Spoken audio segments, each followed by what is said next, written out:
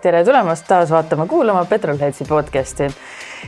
Ja täna me kindlasti jälle taaskord meie suuri toetajaid, koostööpartnereid, kelleta me seda ilmselt ei suudaks teha, et Balterile, Glassdrive'ile ja kasutage Balteri poodi minnes või siis e-poes sooduskoodi Petrolheads või petrolheads.ee saate väikse sooduka. Et abiks ikka ja Glassdrive kindlasti oleks õige aeg ära vahetada oma esiklaas, et kõik siin see kevade ja talvese praht, mis lendab ja kõik ei paista enam hästi läbi, et selgelt uude suvesse. Just, ja praegu tuleb seda graniidikillustikku terasid vast esiklaasi. Aga täna on meil külas siis selline veemotosportlane nagu Marek Peeba ja me teame, et veemoto on üks väga karm ala, aga ka väga põnev ala ja uurime siis, et mis on olnud need kõige vingemad saavutused ja mis on olnud kõige nõmedamad juhtumised. Jah, nii et jääge lainele.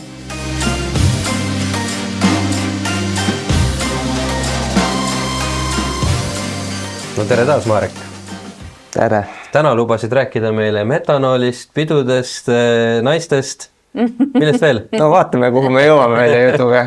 Aga võib-olla siis lähme päris algusesse, et klassid said eelmises saates räägitud, üldine ala kontseptsioon ka ja kõik see, aga et kus see teekond üldse algas? Jah, kus sinul, et vaata, sa rääkisid, et kuidas sa alguses ehitasid seda vineerist nii-öelda kere, on ju, et kuidas sa üldse selleni jõudsid ja kus üldse veemoto, et nagu see ei ole nii populaarne Eestis, on ju, et kuidas just see, et kas sul on kuskil mingid sidemed? Räägi sellest. No lähme siis algusesse. 2004 aastal minu isa sai telefonikõne. Tema vana klassivend Ahto Aslav-Kaasik oli siis Tallinna veemotoklubis noorte treener. Ja Poolas oli olnud noorte EM, kus siis üks poiss tegi avarii ja murdis käelu. Ja paat oli vaba, Tallinnas olid võistlused tulemas, oli asendussõitjat vaja. Jube julgustav. On. Kuna mul teine kutt murdis käe, et äkki tuled asendad või? Oligi, et sul on poiss täpselt selles vanuses, et tulge proovige, et äkki meeldib. Okay. Ja siis oligi, läksime alguses ütlesin küll, et kuule, ma ei tea, ei tundu nagu 10. Mingit seost enne nagu Ujud oskasid ikka? No ma arvan küll, jah. Ikka oskasin, aga ei, mingit seost. No selles suhtes, et ma täpselt ei mäleta, motospordi huvi oli ikka. Mul oli mingi Delta see võrr, eks ole, või mopeed. Siis meil oli isaga oli Minski kart, kelle me käisime sellega sõitmas. Et mingi huvi oli ikka olemas. Aga see veemotovärk tundus nagu siuke, et ma ei tea, kas nagu seda peaks tegema. Aga siis läksime. 23 aastat hiljem, eks ole. Ja siis läksime klubisse ja panime paadi valmis ja tegin esimesed ringid ära. Ega mina ei tea, suurt ei mäleta sellest, et ju siis tundus okei. Ja nädala pärast oli siis nagu Eesti meistrivõistluste etapp Harku peal. Ja ega oligi kohe starti ja nii ta läks, et esimeses stardis muidugi jätsin kiivri lahti. Ega ma ei teadnud, jätsin kiivriklaasi lahti. Start läks ära. Kõrvalt paadi toimus nagu kiiremad, jõudsid must ette ja siis ma sain kogu selle samba, sain nagu kiivri sisse endale. Ja nägu vett täis, silmad kinni. Ma ütlesin, okei, nüüd peaks nagu visiiri kinni panema. Ja siis lasin roolist jää lahti. Pain klõpsti klaasi kinni, panin 360. Et sellega algas nagu lasi pihta. Aga sõitsin sõidu lõpuni, nii et... Aga ma mõtlen, et palju sa enne selleks nagu valmistusid või treenisid või katsetasid? 6 ringi või palju? No ma ei tea, mõned trennid tõenäoliselt enne võistlust, ja siis juba läkski. Sest nagu sa eelmises episoodis rääkisid, siis sõitmine ise on nagu nii erinev, et kui sa tulid kuskil kardist või selle kaherattalise pealt, et... Õnneks noorteklassis on ta natukene veel nagu inimlikum, et see kiirus on nagu väiksem, sa oled ise natuke kõrgemal, et see noorteklass ei ole nüüd Südroplan, see lama seal, ta on vee põhjaga nagu ikkagi nagu tavapaadi sarnasem natukene.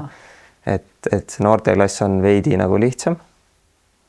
Ja aga ega siis oligi, ei osanud nagu karta ka midagi, mis see 10-aastasena antakse mingi asi kätte, muidugi annad peale, mis seal ikka läheb nagu läheb.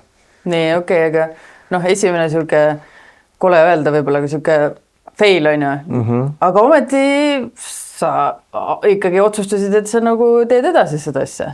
Failed successfully. Ja põhimõtteliselt küll ja noh, eks ma suuresti võlgnen tänu ka oma isale, kes nagu seda algusteekonda kõike nagu toetas ja koos käisime, et ega nagu noh, üksinda ma ei kujuta ette nagu, et kuidas nagu jõuad edasi kuskile. Et ikkagist nagu vanemate või minu puhul isa toetus oli nagu määras selle, et kus ma nagu praegult ka olen, et no kas 10-aastane teakski, kust tööriistad kõik üles leida, eks ole? Ja noh, ongi, et noh, muidugi meil praegu käib ka nagu vahest on klubis, tuleb noori, kes tulevad ilma isa või vanemate, tulevad lihtsalt trenni ja no, ongi klubi treener, kes siis juhendab, annab asjad, noh, ta saab küll sõita, aga eks see on muidugi väga nagu keeruline tegelikult. Aga jah, siis alguses oligi isaga, hakkasime käima üle Eesti võistlused, siis oli nagu Eestis oli päris palju etappe, et mingi 5-6 etappi oli Eestis erinev, siis oli veel Võrus, Tammulajärve peal sõitsime, isegi Narvas sõitsime niimoodi, et pool sõitu oli Venemaa poole peal, pool oli Eesti poole peal. Et teisel pool ei tohtinud seisma jääda, et muidu nagu polnud kindel, et tagasi saad. Et kui jäid nagu valel pool piiri nagu paadiga seisma, siis andsid aerule valu, et nagu saaks nagu Eesti poole peale tagasi. Aga teil on aer kaasas või? Meil on aer kaasas jah, pisikene. Et kui sa keset trassi jääd, siis on pööri labides, jah? Põhimõtteliselt jah, et võtad krõpstid ja lihtsalt trassi pealt ära, et nagu päris nagu paha on tegelikult seal keset sirget olla, kui 160-ga mingi vend tuleb silmatruutused. Ei ole nagu eriti lõbus. Aga sealt see kõik pihta hakkas jah, algus noorteklass, siis Osi 400, mis on ka nagu sellest ta ei ole, ta on nagu suht standard, et see mootor on 400 kuubikuline, ta on küll nagu tehtud Jaapani selle jokisarja jaoks, kus sõidetakse siis panustamise peale. Jaapanis on niisugune oma sari, kus kõik täpselt ühesugused paadid, ühesugused mootorid ja panustatakse siis nagu hobuste peale. On sõitjad sõidavad siis niisugust ringat nagu staadionil, et ongi suurel staadionil inimesed on tribüüni peal. Vee peal ikka? Ja, vee peal jah. Ja siis sealt tulevad need mootorid tulevad Euroopasse ja nendega sõidetakse Euroopas siis niisugust rinkasarja. See on huvitav. Et siis ma sõitsin seda ja siis juba sealt edasi läksin siis sinna Hydro GP sarja, alustasin siis 125-sega. Ja mis aastal see siis või toimus? Mõtlen, Osiga ma sõitsin vist 2007 kuni 2011. No ma arvan, see oli, või ta on, jah, 2011-2012 kuskil seal ma läksin siis sinna Hydro GP-sse. Aga kui palju nagu tagasilööke seal vahepeal oli selle 10-aastasest kuni siis sinnani, kui sa läksid nagu selle suure sarja peale? No ega mingid nagu, ma ei oskagi öelda, et mingi meeletut tagasilöökega nagu selles suhtes, et ega ma ei algusest peale ma mingi nagu võitja ei ole nagu olnud selles suhtes, et esimesed 10 aastat oli lihtsalt nagu ikkagist ma sõitsin seal grupis, et tegin nagu nii hästi kui sain ja käisime ja kogu aeg natuke paremaks ja Eestis oli muidugi tase olemas, aga noh, maailma tasemel ikkagist seal teises 10, võib-olla vahest seal esikümnes, et noh, 2009 siis ma sain Osuga 4. koha MM-il. Et see oli nagu siis juba nagu ülikõva, et noh, mul mingit medalit veel nagu ei olnud, et see oli siis nagu jõhker, aga noh, meid oli muidugi 44 ka. Oli Poolas MM-il. Mutti maha ei võtta see, et 10 aastat ja... Ei võta, selles suhtes, et Eestis olin ikka medalil, et Eestis oli ka konkurents, oli päris tugev ja nagu äge on käia, ega see üks asi on see tulemuse tagaajamine, teine on nagu see võistlustel käimine, reisimine ja sõpradega koos ja nagu see on nagu ka suur osa sellest. Muutub ilmselt ka üheks identiteedi osaks nagu.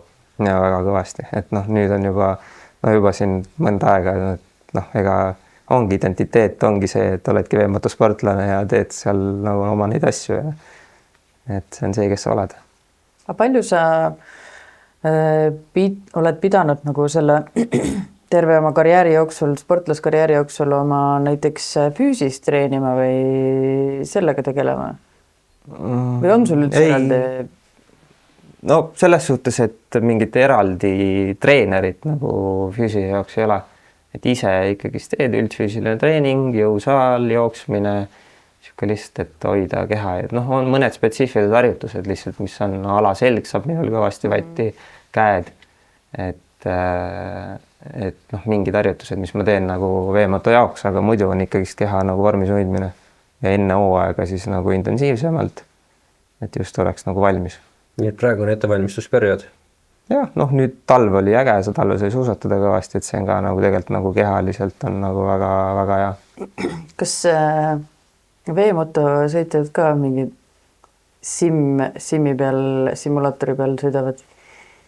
No noored kutid sõidavad nüüd tavalist seda rallisimmi ja mingit rinkasimmi, aga mitte paadi oma ja paadimäng on nii algeline, et see on nagu siuke lastele rohkem siuke. Meremessil oli küll väljas ja enam-vähem siuke paat ja saad simulaatoriga, et saad sõita.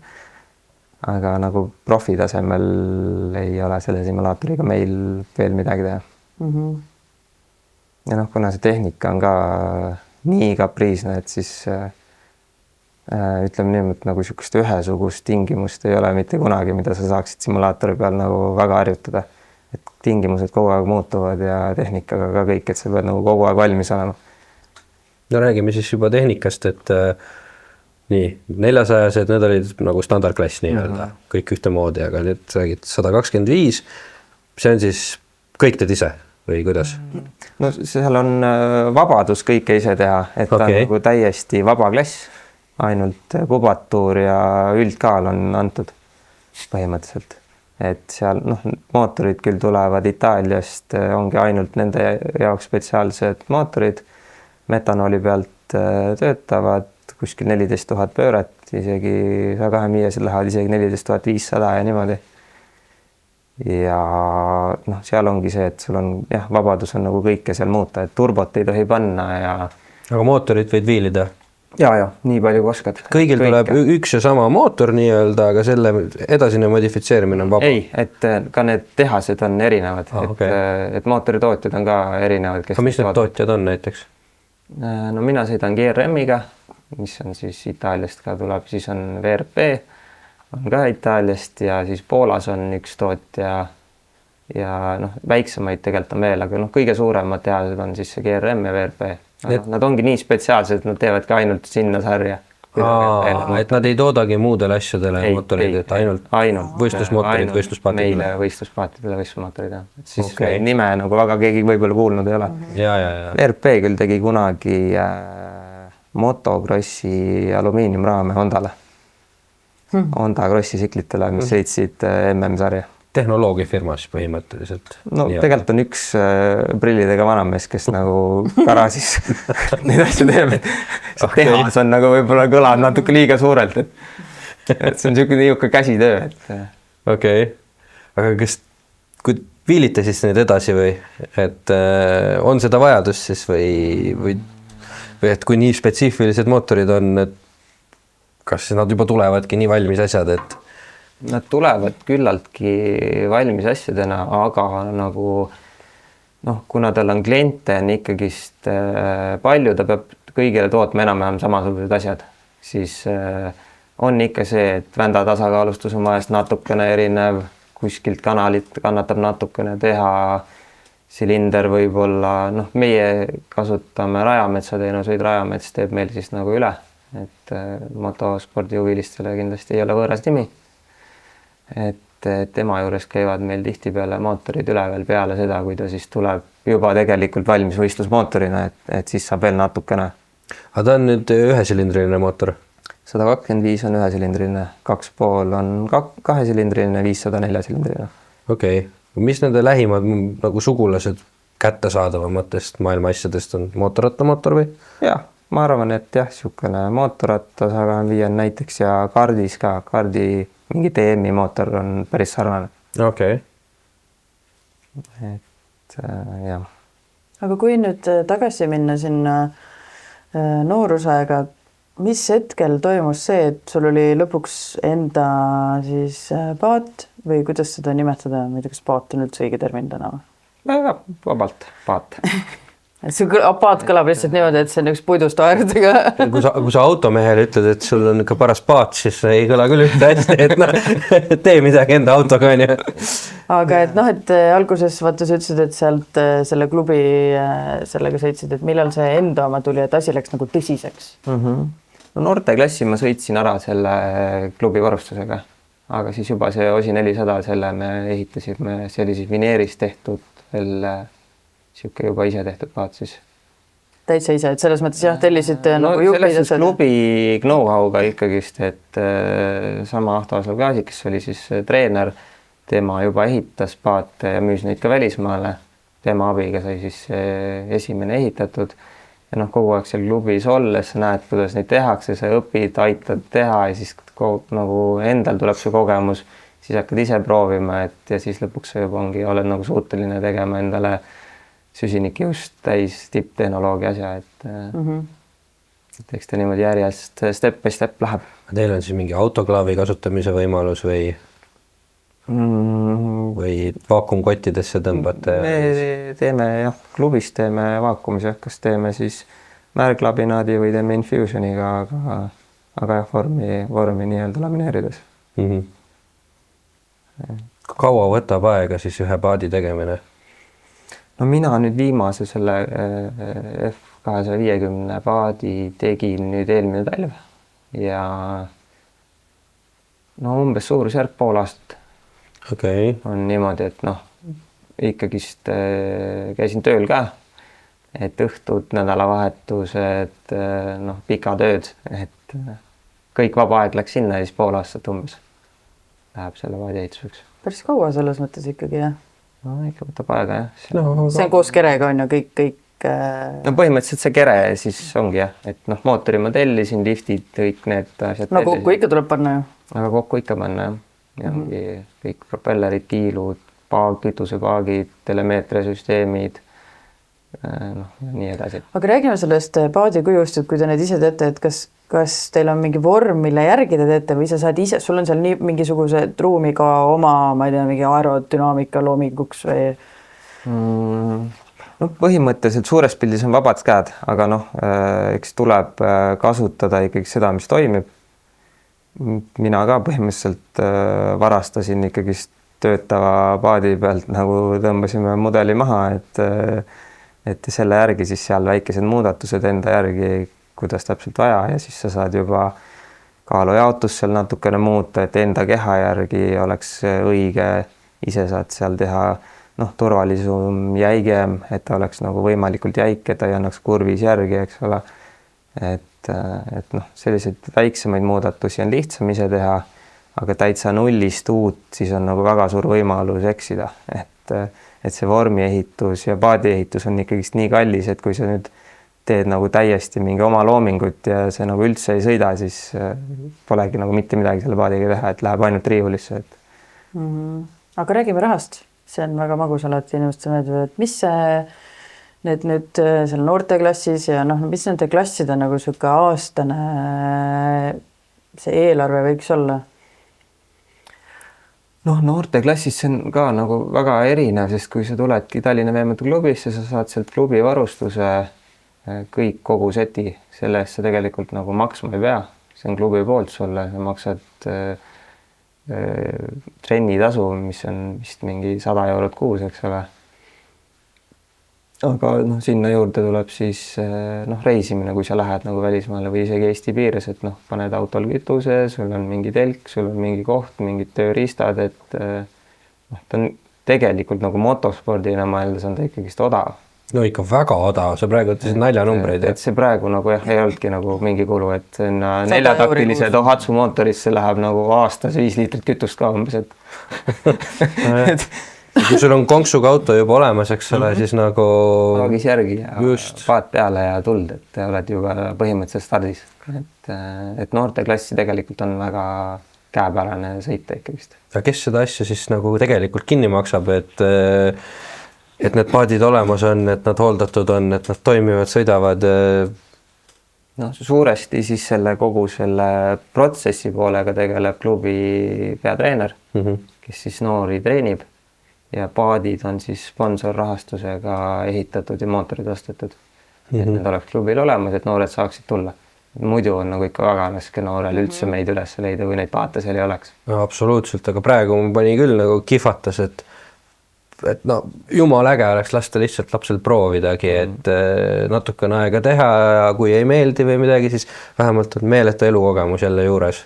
Ja noh, need poisid, kes nagu meie juures seal trennis käivad, üks asi on see, et nad sõidavad, eks ole, ja on see nagu äge osa ja samas on see, mis kogemuse nad saavad, nagu nad käivad talvel ka trennis. Nad võtavad ise selle mootori pulkadeks lahti ja nad vaatavad kõik asjad üle, mõõdavad, teevad, ehitavad kolvid välja, kõik laua peale ja panevad ise oma need mootorid koos juhendamisega kokku. Et see, mis tehniline taip nendel vendadel sealt tuleb, see on nagu ikka mega. Paadid ka. Sõitmine on ju. Et paadid ka, midagi läheb kuskilt katki, siis treeneri abiga tehakse korda, lamineeritakse, tehakse, värvitakse, et... Ainuke spordiala vist, kus nii põhjalik siuke klubi poolt nagu panus on. No igal pool mujal pead sa ikka täie rauaga maksma selle pulli eest. Siin saab laps siukse kogemuse. Kui vanalt sa ootate sinna? No meil on üldiselt on tegelikult nagu 10-aastaselt, aga on mõnikord tuleb aasta varem ja nii, et ja seda siis kuni 16-aastaseni on seda noorteklassi võib sõita. Kas see 10 on nagu mingisuguse pikkuse pärast või miks see siuke vanusepiir on? No see on ka reeglit tõttu, et alates 10 nagu tohib hakata sõitma selle GT15 paadiga. Okei. Et trennis võid varem ka käia, aga siis ei saa sõita. Võistlustele ei saa. Okay. Aga räägime sinust edasi, et see, kuidas sinu nagu nooruspõlv siis üldse välja nägi sellise ala peal, et ma ei tea, kas sa siis ka reisisid juba nii palju ringi, et enne kui sa, ma ei tea, isegi täisealiseks, kuni 20-seni. No noorteklassiga natukene vähem, siis sai mõned korrad käidud, niimoodi Läti, Soome, lähiriikides. Aga Osisse ma läksin, ma olin 15, kui ma läksin juba siis nagu täiskasvanute klassi. Ja sellega sai ikka juba Euroopas käidud kõvasti, Inglismaal, Saksamaal, Poolas. Et reisinud on nagu tänu sellele ikka kõvasti, et see on nagu äge osa selle juures. Aga kuidas palju sa nagu, et kui sa lähed kuskile, ma ei tea, Itaaliaste võistlustele on ju, mis see ajaraam on, kus sa nagu Eestist ära oled, et kõik kool ja asjad jäävad ju... Kui sa lähed ainult võistlema, siis see on suures pildis nädal umbes. Ja see on ikkagi maist oktoobrini laias laastus. Koolist väga palju, väga palju puuduma ei pea. Okay. Seda küll, jah. Et selles mõttes ta lapsele auku sisse ei löö. Isal võtab pigem aega. Isal võtab aega. Ja ütleme nii, et isegi mingi Poola võistlus on see, et sa lähed neljapäeval lähed ära ja esmaspäeval tagasi juba, et see on niisugune 2-3 tööpäeva, ütleme. Et on nagu käidav iseenesest. Aga mida nagu tippspordi poole seda nagu peab võtma rohkem seda aega, et ideaalis tahakski minna Itaaliasse tehasesse testima, eks ole, et sa testid seal jupid ära, sa saad seal mootoritootjaga läbi arutada, kuidas mis ja siis proovida ja siis alles võistlustele. Et see on siukene, mis võtab nagu natukene rohkem juba. Oota, kas iga aasta on uus mootor või? Iga aasta ei ole päris uus, aga niisugune, eks talvel midagi ikka mõeldakse ja proovitakse ja dünos jälle proovitakse mingeid uusi seadistusi aga et siuke värskendus on iga kevad põhimõtteliselt.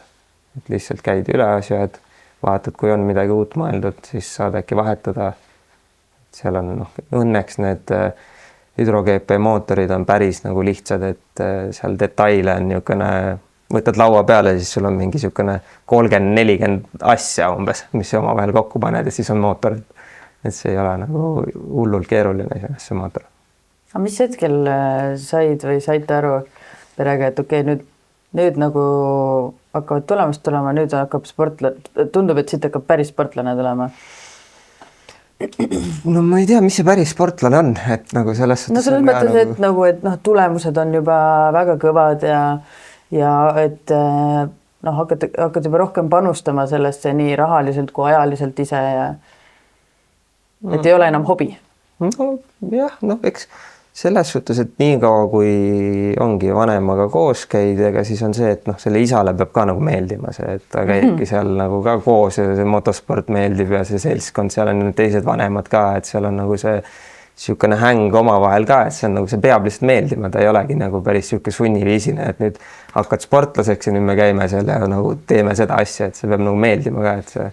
Aga see ei läinudki kunagi niimoodi, et hakkas nagu nii, poiss, nüüd kell on 5 hommikul jooksma õue, et ma ei tea. Kuidagi päris niimoodi ei saa jah, et no võib-olla saab nii ka, aga minul see niimoodi ei käinud jah. Distsiplineeris nii palju, et kooli ajal juba käisid hommikul jooksmas või? No väga ei käinud, aga eks see, see distsipliin ja kõik see tuleb nagu kuskilt mujalt, et just see, ma ei tea, võib-olla see nagu jooksu pool ja see nagu ei olnud, aga kui sa oled seal nagu võistlustel ja siis, et see kõik seadistus ja et kõik oleks nagu paigas ja kõik on see, et sa teed ikkagi mingid ettevalmistused ja et nagu selle koha pealt on küll, et võib-olla üldfüüsiliselt vähem, aga just tehnilise poole pealt kindlasti distsiplineeris. Seda kindlasti. Mis on sinu nagu kõige ägedam või kõrgeim hetk oma selle karjääri jooksul siis? No tegelikult on päris palju nagu ägedaid asju, et kindlasti MM-tiitel siis Itaalias 2015 125-sega. See oli niimoodi, et Erko Abrams, kes sõidab praegu F500, temaga koos siis hakkasime esimest paati niimoodi, et me ostsime ühe vana vineerpaadi nagu mudeliks ja see oli 12 märts põhimõtteliselt siis nagu praegune aeg enam. Ja siis me hakkasime sellest võtma, kõigepealt tegime sellest mudeli, võtsime vormi ja ehitasime paadi ja siis ma olin sellega mais, olin Itaalias stardis. Mis see on nüüd, seda pool aastat võtab aega ehitamine? Üldiselt küll, aga siis me panime 24/7 nagu 2 kuud siis niimoodi, et nagu ei läinud ära sealt. Töötunde läks umbes sama palju ja siis samal aastal selle paadiga siis tulin Itaalias maailmameistriks ka. Et nagu lihtsalt 0-100-ni tegime nagu valmis, panime kokku ja võitsin ära, et nagu see on nagu tegelikult Mis plaaniga sa muidu tollel ehitamise hetkel läksid sinna Itaaliasse? No selles suhtes, et kui esimene võistlus oli nagu mais, aga see MM oli vist juunis või juulis. Nad olid nagu 2 eraldi võistlust. Et esimene võistlus siis veel ei toiminud tegelikult. Siis oli nagu kõik oli pekkis, siis ma olin kuskil taga. Aga ta oligi, kõik oli nii toores, et seda ei saa nagu nii, et sa viskad kokku ja kohe sõidab, aga nagu ikkagist läks ülikiirelt. Aga ega mingi plaani, selles suhtes plaan oli muidugi, visioon oli see, et ma tulengi maailmameistriks sellega. Et olid ikkagi niimoodi? Ma üldiselt ehitan kõik paadid selle mõttega, et ma nüüd sellega tulen maailmameistriks. Muidu ma nagu ei viitsiks. Kui palju sinu alas seda nii-öelda ootamatust on, et kui palju üldse saab kindla peale välja minna? Ega kindlat ei ole midagi. Et see on täiesti ootamat. Aga kas on keegi, kes alati domineerib näiteks, et kui sa ma ei tea, mingis muus võidusõidus vahel on sedasi, et stardirivi vaadates sa juba tead, kes võidab. Kui tal totaalselt pekki ei lähe midagi.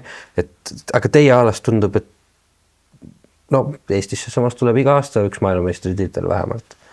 Et kas teised erinevates klassides, et ei ole nagu kas, et üks domineeriks. Aga kui itaallased vaatavad stardirivi ja vaatavad, et näed, et Marek on kohal ja Rember on kohal ja Aslav Kasik on kohal ja okei, et selge, et kas hakkame kohe kokku pakkima või lähme ikka vee peale ka. Et kas neil on äkki sellist tunnet siis või? No mingil määral kindlasti, et kui on mingid hooajad olnud, kus me oleme olnud nagu ikka hullult üle ka, et siis neil on kindlasti see, et mida te teete, et kuidas see nagu võimalik on. Aga kus see tuleb see üleolek, sest mootorid tulevad teil ju Itaaliast. Kas see show groovy on siis eestlastel nii palju parem know-how sellel teemal või paadi aerodünaamika või hüdrofoonika või kuidas see on? Eks kõik ja see propeller ka, Erik Aslav Kasiku tehtud propid on nagu ikkagist maailma top, et selle vastu ei saa, me saame nagu enne itaallasi need läbi katsetada ja siis neile saata need, mis meile ei sobi, eks ole. No enam-vähem nii. Päris, aga umbes nii. Itaallased ärge seda kuulake, ostke ikka edasi Eestist. Aga ma arvan, et see on väga suur osa on mingi eestlaslikul jonnakusel ja mingil nagu, ma ei tea, Eesti tippsportlased on nagu mingid sõgedad veits, et see on nagu tehakse, nagu pigistatakse kivist vesi välja alati, et nagu mingit suurt raha ju meil mängus ei ole ja tehakse nagu mingi enda entusiasmi pealt ja kõik nagu ma ei tea, kes Eestis nagu tipptasemel mingeid asju teevad, minu arust need ongi nagu hullud veits. Ja selle pealt tuleb see lisa, mida nagu neil ei ole. Sest neil on nagu tihti peale on see, et ma ei tea, kui sponsorrahadest nagu võistlustele raha kokku ei saa, siis me ei tule. No me ei saanud raha kokku, et ega ma enda taskust ei pane. Et meil on nagu see, et noh, okei, lapsed puu aega süüa ei saa, et aga issil on vaja Itaalias ära käia, et no umbes nii, et me paneme nagu kõik mängu, et seda küll, sealt tuleb suur osa sellest. Oleme harjunud kannatama. Vaata, eestlastel on see, me oleme nii väike riik, et meil on see community nagu hoidmine või sihuke kogukond, et ikka toetame üksteist ka, et sõbrad tulevad tihti appi, et vaata, aga suur riigi puhul sihukest tunnetust sul ei ole. Kõik on nii kauged ja võõrad üksteisest, et Eestis on nagu ikka, Marek, kuule, et ikka anname talle, natuke ikka toetame teda millegagi ja siis on siit-sealt tuleb ja lõpuks saabki kokku, nii et see annab ka muidugi palju juurde. Mulle vähemalt endale tundub nii. Ja noh, annab kindlasti juurde see suhtumine ka, et siis juba inimesed ka näevad, et kui sul ongi see visioon ja see, et sa ütledki, et ma nüüd lähen nagu võitma, et vahet pole nagu on, mis on, aga ma lähen nagu võtan selle tiitli ära, et siis inimesed nagu tulevad kaasa selle mõttega juba. Kui sa lihtsalt teed, et noh, ma ei tea, et kui saan raha kokku, siis lähen, et siis nagu seda pinget ei ole. Ma ei taha ka siis panustada su peale, kui sa ise ka kindel ei ole endale. Sponsorid ju ka tegelikult ega see, et mul seal paadi peal see logo on see nagu no mis ta sellest saab, et ta tegelikult ju otsib seda emotsiooni, et ta on seal tiimi osa, ta on see liige, ta tuleb võistlustele kohale, ta on seal pitis, ta on nagu osa sellest meeskonnast, mitte see, et nüüd paadi peal on see logo, mida mitte keegi kunagi ei näe, et nagu seda me nagu eriti ei müü, ikka seda emotsiooni.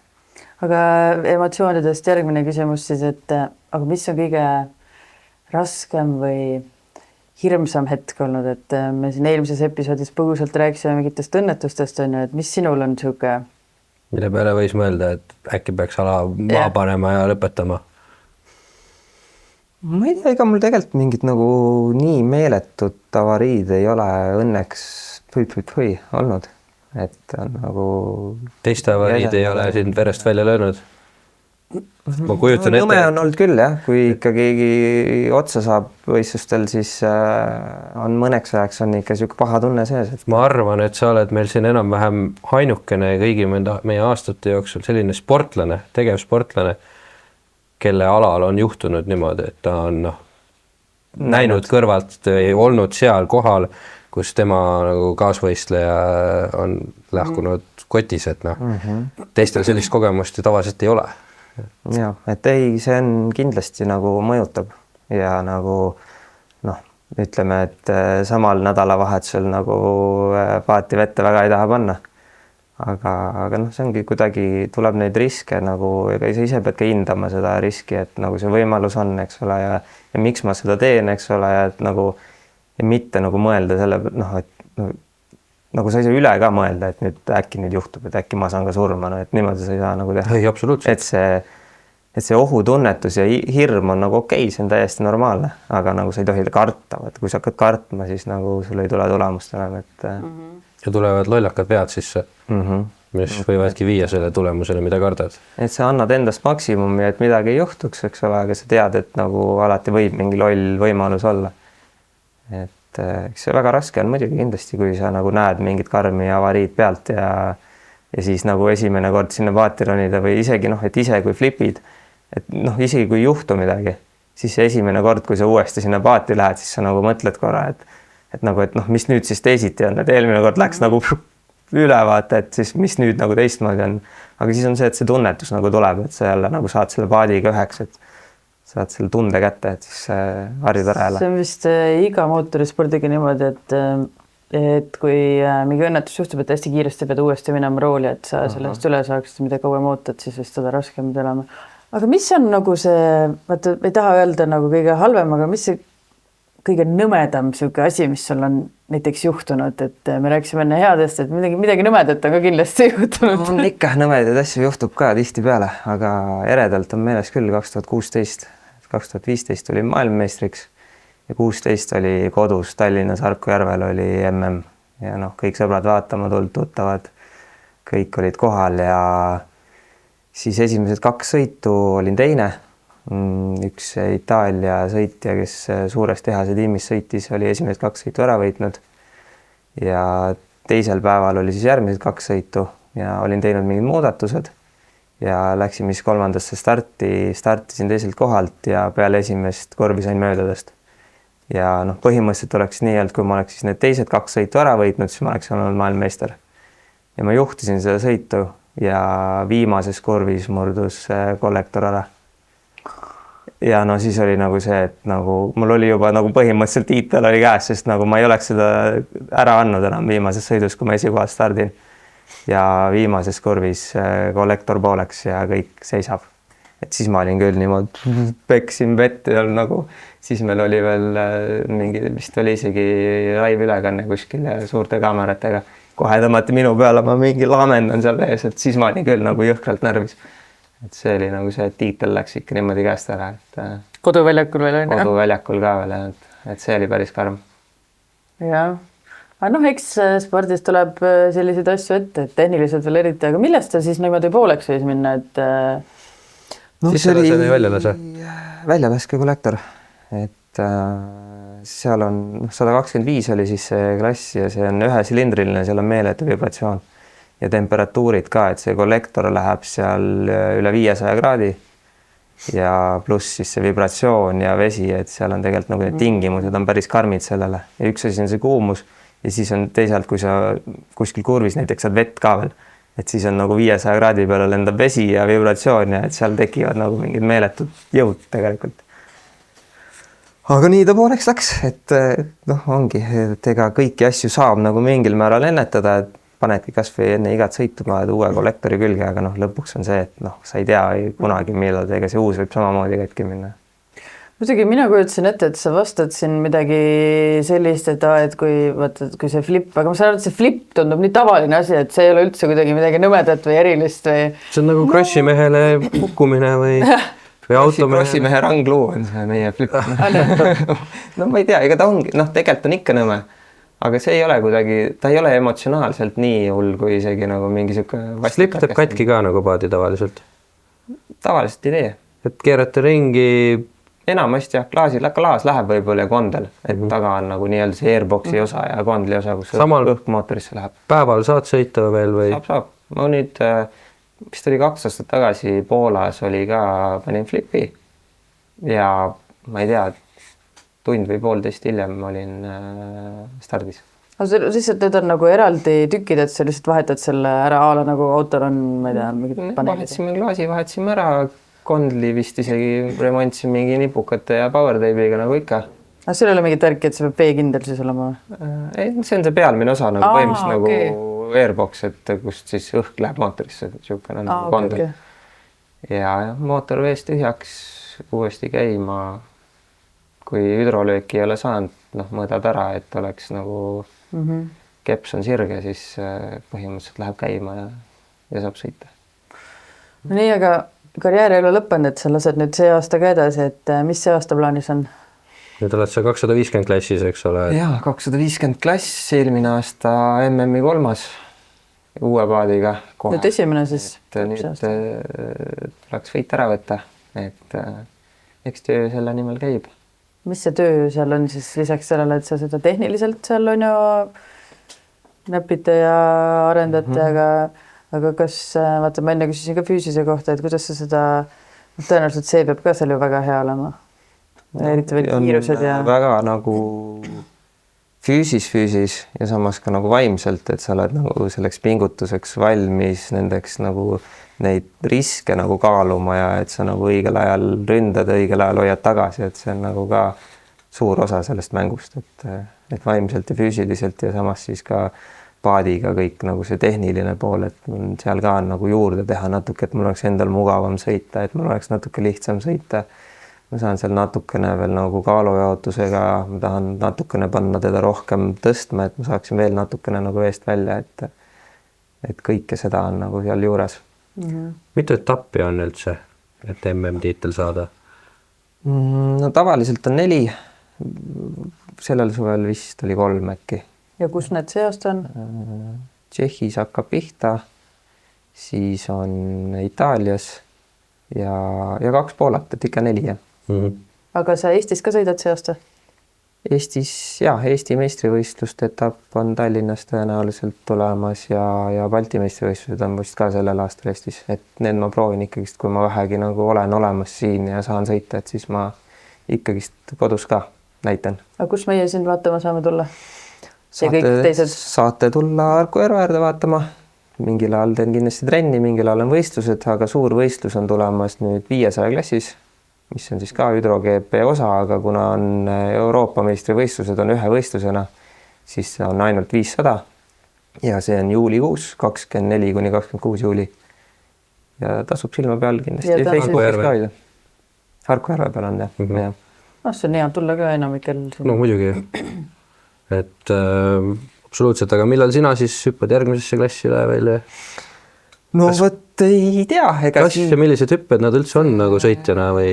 Ega need hüpped on üsna kulukad ja rasked, et ega seda ei teagi, et praegu nüüd sai see 2 poole otsus tehtud, et kui peaks ühel hetkel piisavalt võimalust olema, siis võiks 500-siga ka sõita. Aga tõenäoliselt enam nagu midagi muud rohkem, et nüüd on see hüdro-GP sari on nagu minu jaoks nii-öelda jäänud, et kas siis see 2,5 või 500 kunagi tulevikus veel tuleb, aga eks vaikselt tuleb vanus ka juba peale. Ma tahtsingi just sinna jõuda, et mis seal see nagu vanus on selles klassis või üldse selles veemotos see siuke prime time, et kust hakkab nagu see siuke vanus juba? No ei, ega tegelikult ei ole nagu, et seal kannatab sõita veel vanemana ka, sest tegelikult on väga palju nagu sõitjaid ongi pigem nagu juba mingi 40, sest nagu finantsilised võimekused lähevad lihtsalt nagu vanusega niivõrd palju paremaks.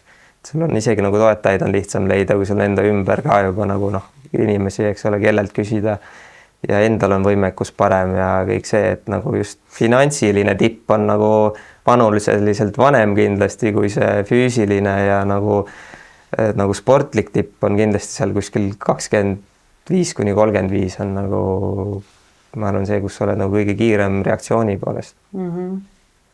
No aga kui finantsiliselt jõud kuskil, siis ongi aeg järelkasv panna ja sõitma, et ka sinul on lapsed juba selles vanuses, et Jaa, et eks nii ongi, et nii kaua veel, kui saab ise sõita, siis tuleb ise sõita, aga siis ühel hetkel on jah. Aga on nende lastel huvi sellisesse vastu? Ei, tegelikult huvi on olemas jah, aga ma ei olegi tahtnud liiga vara hakata nagu suruma, et see võib nagu kuidagi lõppeda nii nagu sinul või? Mõjuda kuidagi kehvasti, et ega seal ju mingit nagu imet ei ole ka, et ega ma ei teagi, kas see isegi on nagu õige, et see peab nagu enda seest tulema, et kas nad nagu tahavad või ei taha, et ega seal ju mingid pudrumägesid nagu ootamas ei ole, tegelikult on nagu jõhker töö, mitte millegi nimel peale selle, et sa saad ainult fannida ja nagu see peab olema sinu jaoks, et seal nagu Aga sina läksid ka ju niimoodi teoreetiliselt, et ei olnud otseselt seda plaanitud, vaid lihtsalt isa saatis, et proovime. Ja proovi ja siis ongi, ega ongi, hakkaski endale meeldima, et ega see ongi tähtsam.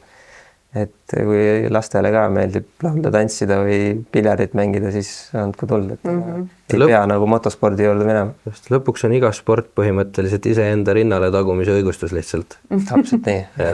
Saad oma raha kuskil ära kulutada ja siis võib-olla natukene rõõmu tunda sellest. Vähem kui 1% ilmselt on võimelised sellega ennast elatama.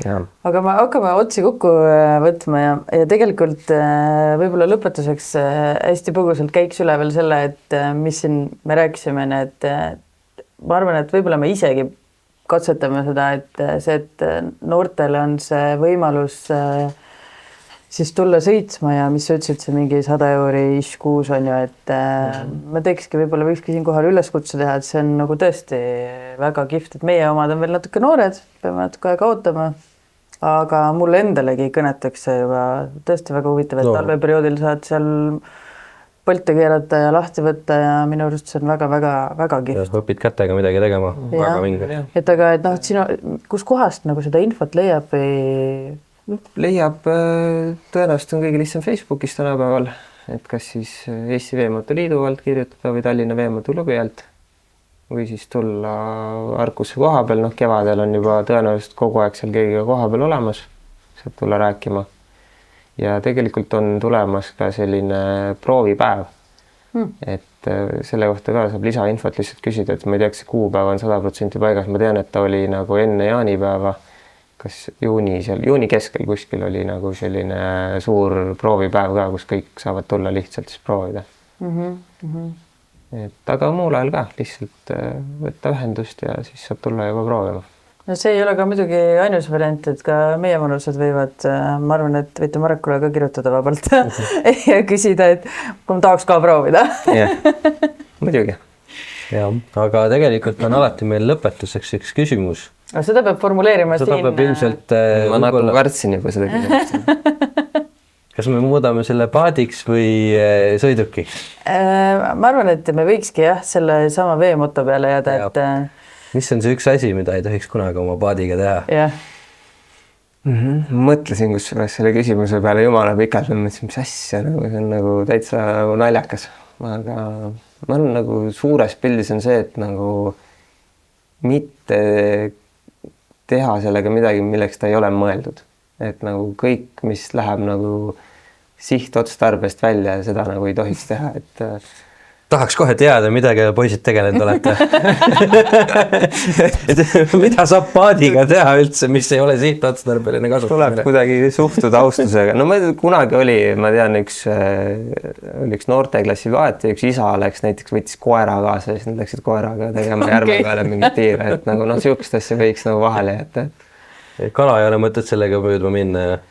Jah, et mingid sihukesed nõmed, kuidagi see austusega suhtumine selle tehnika vastu ka, mis on mul ka, et nagu, et vaatan nagu see nagu tiimi osa, et isegi vahest, kui sõidad ja kuuled, et midagi kuskilt nagu koliseb, siis sa nagu mõttes, et kuule, davai, no pea nüüd vastu nüüd, et nagu oleme nüüd ikka sõbrad, et peame lõpuni vastu selle sõidu, et on kuidagi nagu osa, et ei jäta rääma ja ikka puhastad ära ja teed nagu hooldad ja et paadil oleks ka hea olla. Ja vastus. No on küll. Kuule super, aitäh sulle, tõesti väga-väga põnevad olid minu jaoks kohe kindlasti hoopis teine ala, nii palju huvitavat infot, mis jäi muidugi veel osa küsimata, aga eks me saame tulevikus veel vestelda. Ja, et juttu jäi veel sisse, et saame kunagi veel rääkida. Ja teie ka siis hoidke siis silma peal Eesti Veemoto Liit nii Facebookist kui Google'dus kindlasti saab teada. Just. Ja kui teil on vaja paadi vedamiseks rehve, siis teate, et Baltaiarist saab. Ja kasutage kindlasti siis ka Petrolheadsi sooduskoodi. Meie selle eest midagi ei saa, aga see on lihtsalt... Teile väike kingitus sööke. Just. Ja Glass Drive'ist. Uus isiklaas. Sellele autole, millega veate seda paati. Just. Ilmselt paadiklaase nad veel ei paku, aga võib-olla kui piisavalt palju küsida, siis leiavad, äkki leiavad. Vot, super, aitäh teile vaatamast ja näeme järgmisel neljapäeval ja aitäh sulle. Aitäh.